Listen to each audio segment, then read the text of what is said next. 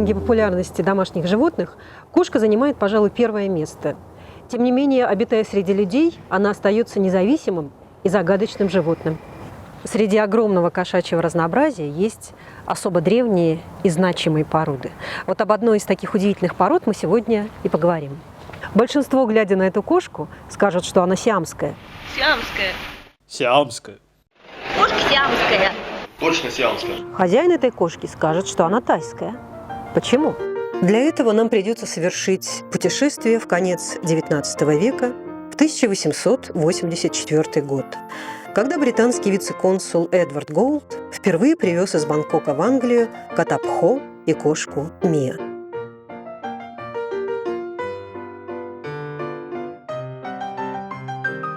Их назвали сиамскими по названию страны, откуда они были родом. На территории Сиама кошки почитались с давних времен. В библиотеке Бангкока хранится древний манускрипт XIV века Тамра Майи, или поэма о кошках, в котором описаны 17 кошек, приносящих удачу. В том числе и наша сиамская кошка Вичьен Майи, что в переводе означает «лунный алмаз». Шерсть по всему телу белее дней, лапы, хвост, уши и морда чернее ночи, 8 отметин мрака таятся в ней, бронзово-серым цветом сияют очи, пламя небесных светил в них и холод стали, лунный алмаз ей, великое имя дали.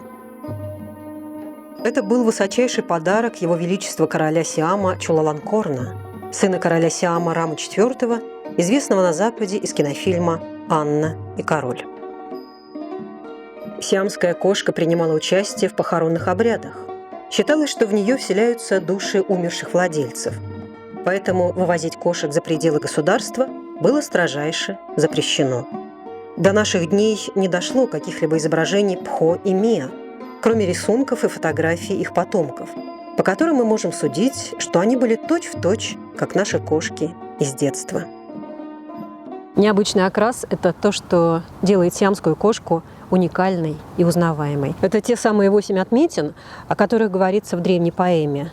На мордочке 2 уха, 4 лапы и хвост.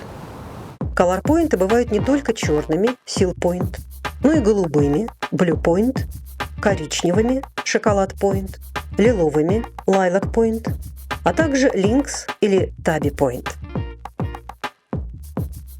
Главное сокровище обладателей колорпоинтового окраса – это голубые, небесные, насыщенные синие глаза. Впервые попав в Англию, сиамская кошка произвела настоящий фурор своим необычным внешним видом. Журналисты называли ее «ночным кошмаром». Но это не помешало ей начать свое триумфальное шествие по стране, а потом и по всему миру. К 40-50 годам XX века культ сиамской кошки достиг своего апогея и ассоциировался исключительно с роскошью и благополучием.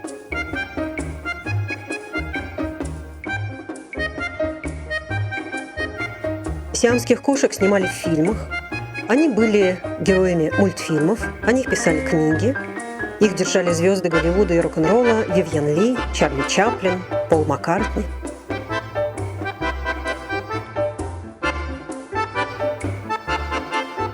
Сиамские кошки были у Фаины Раневской и шахматиста Алехина.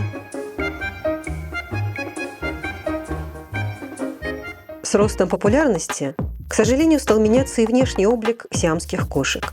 Из коренастых и упитанных они стали превращаться в тонких и звонких. В 1958 году в Англии был принят стандарт сиамской кошки, в котором оформились тенденции к облегчению и удлинению. К 80-м годам окончательно сложился новый тип, а про старый благополучно забыли. Как видите, у этих типов нет ничего общего. Считается, что в Россию сиамских кошек завез Сергей Образцов, советский актер и главный режиссер Московского кукольного театра. В его семье они жили, начиная с 40-х годов. Благодаря железному занавесу западные тенденции развития не коснулись наших местных сиамских кошек. На нашей территории осталось чуть ли не самое большое поголовье стереотипных традиционных сиамов. Чтобы как-то разделить современного Сиама и традиционного и положить конец возникшей путанице, в 1990 году от президента Всемирной кошачьей организации Аннелизы Хакман поступило предложение назвать старотипную сиамскую кошку тайской. По нынешнему названию королевства Сиам, Таиланд. Сегодня тайская кошка считается одной из самых популярных и востребованных пород. Тайская порода, я бы сказала, это пример работы наших заводчиков, потому что порода была принята усилиями российских заводчиков, и за последние 20 лет порода просто огромные шаги сделала. А конкуренция в восточной группе с породами, которые уже более 100 лет культивируются, это очень серьезно. И то, что на многих выставках заводчики сиам-ориентальной группы уже боятся идти, если идут, например, тайцы, это говорит только о том, что мы смогли их переубедить. Так какая же это кошка? Это кошка тайская.